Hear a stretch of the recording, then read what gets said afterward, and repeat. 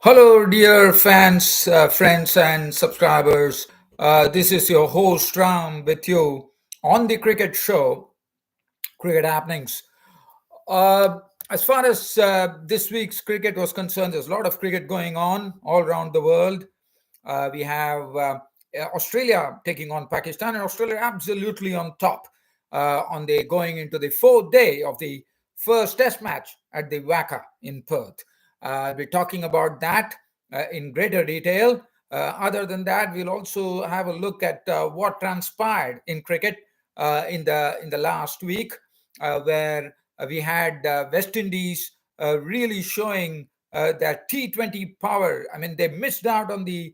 I mean, they are definitely the hosts of the T20 World Cup, and so West Indies would be the one who beat England. So England continue to struggle as far as international cricket is concerned, and West Indies are really showing that T20 is their cup of tea.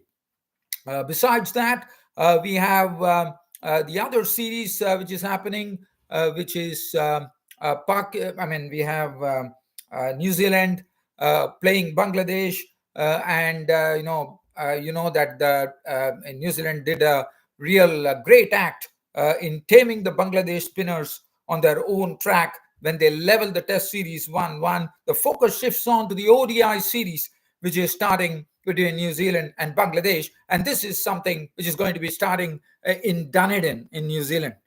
Other than that, I will come back to all other cricket. But right now, and also India, South Africa. How can I forget that? India versus South Africa. The Indian young talent has really boomed, and I think it's really it's a very good augury for India as far as the talent is concerned, because on South African pitches, going there for the first time on pacey and bouncy pitches, I thought the Indian young guns have really redeemed them. Have really done a great job there of going and squaring the series. And Surya Kumar Yadav, the captain of the team, was would have been a proud man because he definitely seems to be the specialist T20 captain. We'll come back to all that later. But first, I'm getting into the Australia versus Pakistan, and we are looking at that particular match. The first test of the WACA in Perth, and Australia and Pakistan are under a brand new management now. Mohammad Hafiz is the manager of the team, the coach of the team, and besides, we have a lot of new. I mean, we have everything new. We have Shan Masood as the captain, and also there are a lot of debutant players in the Pakistan camp. So let's have a look at what transpired at the WACA in Perth in those 3 days in the first test in Perth. So talking about Australia, but I can tell you one thing right at the outset, that Australians are absolutely on the top in the first test match at the Perth Stadium in the WACA Stadium in Perth. The reason I say that is because Australia have taken a massive lead after making 487 all out, and Pakistan yesterday were bowled out for 271, and the Aussies at close of play were 84 for 2, essentially 300 runs behind. This pitch is really playing its tricks. It's not easy to bat on this pitch. The ball is really having a lot of uneven bounce. It's also, I mean, Usman Khawaja and Stephen Smith have really weathered the onslaught, one could say, by adding 79 runs for the second wicket. But they have been copying a lot of body blows. So definitely, it's not an easy wicket. And from looking at things, I think I wouldn't be surprised if Australia, and also there is uneven bounce. So Pakistan, to me, is really missing that genuine spinner that I was talking about. And Australia, Nathan Lyon is on the verge of getting into his 500 test wickets. He had 499 test wickets, Nathan Lyon. After Shane Warne and McGrath, he would be the third one to do so today. So let's have a look at what transpired. So the Australians' first innings, David Warner was absolutely under fire, but here he came up absolutely trumps. And Pakistan is Pakistan bowling is something he really relishes. And here he comes with the goods, 164 with 16 fours and 4 sixes. Other than that, we have contributions from Usman Khawaja, 41. Travis Head making 40. Mitchell Marsh coming in and making 90 runs. and 487. So one thing that I would like to talk about as far as the Pakistan bowling is concerned is that Shaheen Shah Afridi had one for 66, but there were two debutants in the Pakistan bowling lineup. Khurram Shahzad, I thought in the first day he was really, really impressive. He was moving the ball about, he's jagging the ball in and out, and he looked very impressive. I think he has a good bowling action as well, and I think he was really, really impressive as far as his first day in Test cricket was concerned. Other than that, we also had another debutant who really made it big, according to me, Amir Jamal. I mean, probably the Pakistan are not really so. We are not seeing anybody actually hitting 145 clicks, but I thought Amir Jamal. What a dream start for him as far as Test cricket is concerned. He had figures of 20.2 overs, one maiden, 111 runs, and 6 wickets in the bag. A maiden five for Amir Jamal did excellently. Other than that, didn't have much to talk about as far as Pakistan, but I thought the two debutants really well. But I thought Amir Jamal definitely took the cake there. So now it was the turn for Pakistan to reply to this total of 487. They were. It was not so easy for them. If you look at the card there, if you look at it, Imamul Haq was the one who went into a grinding situation. He grinded 62 facing 199 balls with 4 boundaries. Other than that, there were no 50s. There was 42 coming from Abdullah Shafiq, who looked attractive in his knock.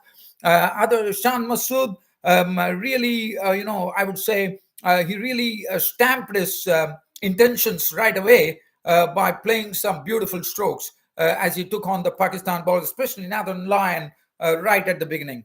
And other than that, Babar Azam had a real sort of a battle with Pat Cummins, and finally it was it was Pat Cummins but Mitchell Marsh was the one who snapped up the wicket of Babar Azam. Saud Shakil was again beaten umpteen times by Hazelwood, and finally Hazelwood got his wicket as well.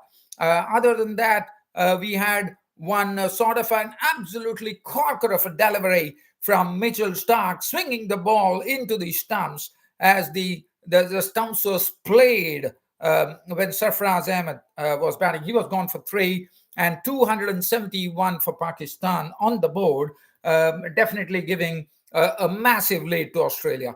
And I think this lead is going to come in absolutely handy. And if you look at the bowling there, well, Nathan Lyon, as I said, he's a wonderful bowler. I mean, he's a veteran off spinner.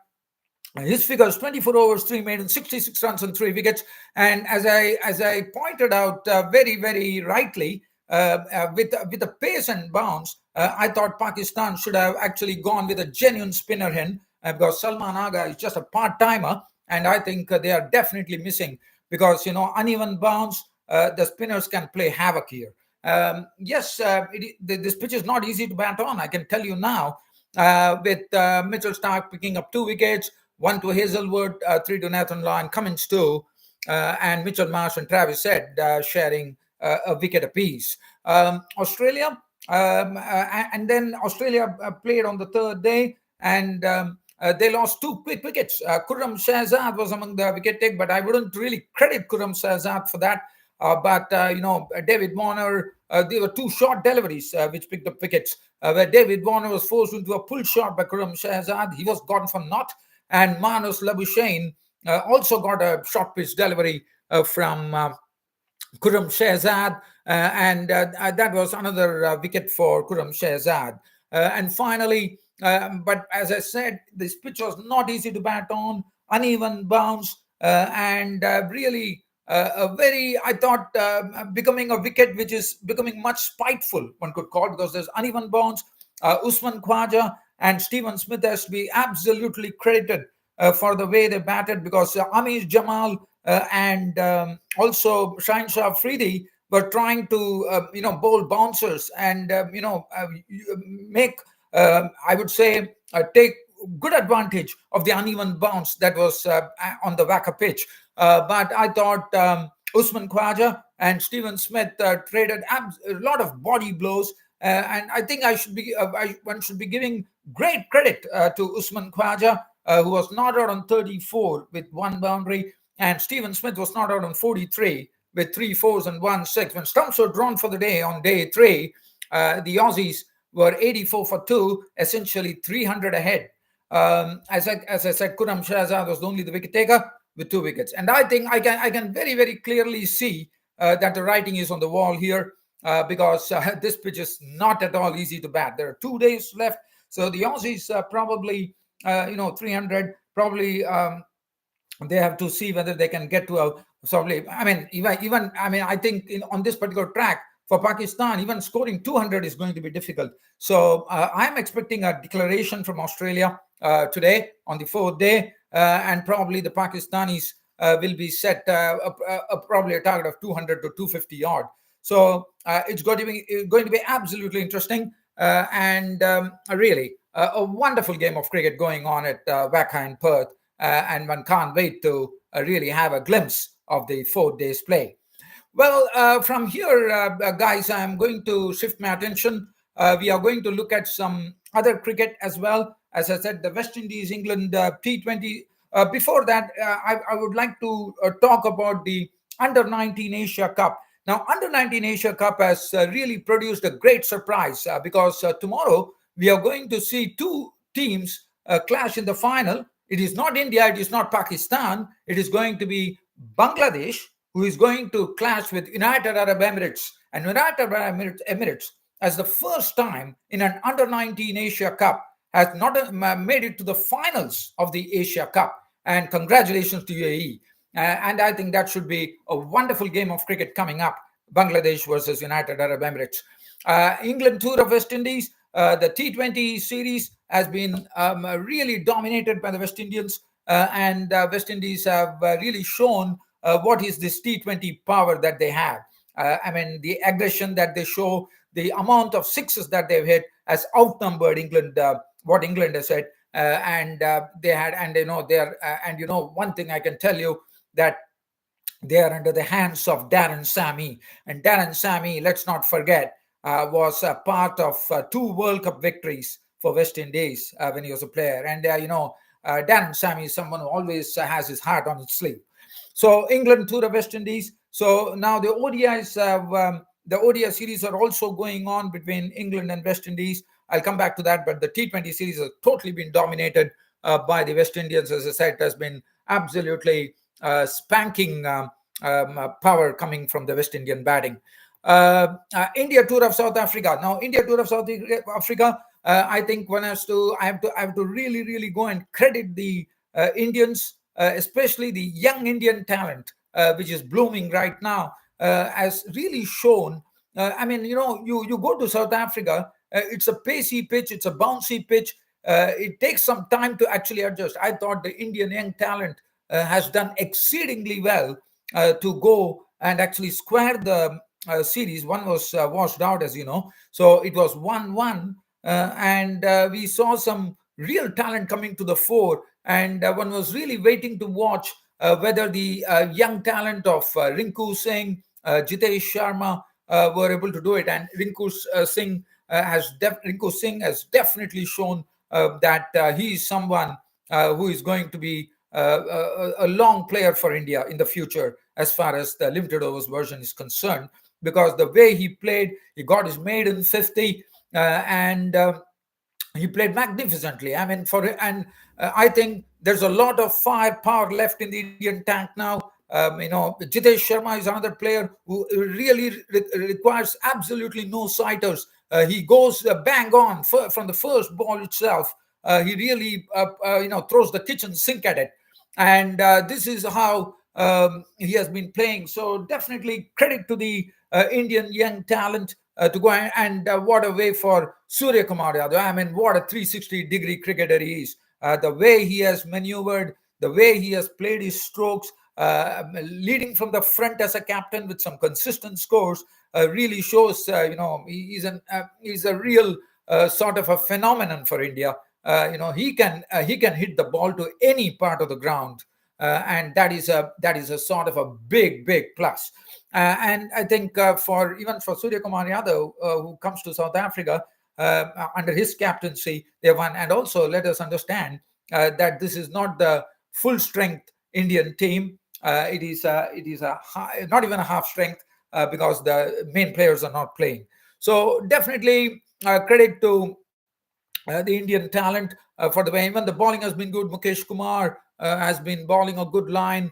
It was more about the batting, I would call. Other than that, let me and Bangladesh tour of New Zealand. I mean, the first there was a tour match which was played between Bangladesh and New Zealand 11, and Bangladesh made 334, and New Zealand were 300. So Bangladesh would be happy that they won that tour match at Lincoln, and the first test starts the first ODI, I reckon, starts in Dunedin in New Zealand. Other than that, there is also a lot of cricket going on. I'm not going to get into that. Ireland tour of Zimbabwe is going on. Ireland are definitely dominating Zimbabwe, no doubt about it. And I'm trying to see whether there's any other cricket left for me to speak about. And now the focus for India it will be shifting to the one-day internationals that would be coming up between India and South Africa. So the test matches, I'm told Mohammad Shami is out of the mix. So there's no Mohammad Shami in the mix. So that is not good news, because Mohammad Shami plays a huge role as far as India is concerned. But unfortunately, I'm told he's not there in the mix. Well, dear fans, I don't think I would be dwelling on anything else. I think that's about it as far as, but definitely keep an eye on the Australia Pakistan test match. I wouldn't be the least surprised if the match between Pakistan and Australia ends today on the fourth day, because the way the pitch has been behaving, I would be least surprised if the match actually ends today. Well, dear fans and subscribers, having said that, it's about time for me to put a lid on my cricket show today by bidding you all goodbye and promising you that on Sunday I'll be back with my Cricket Happening show. Till such time I see you folks, it's goodbye from here. Thank you.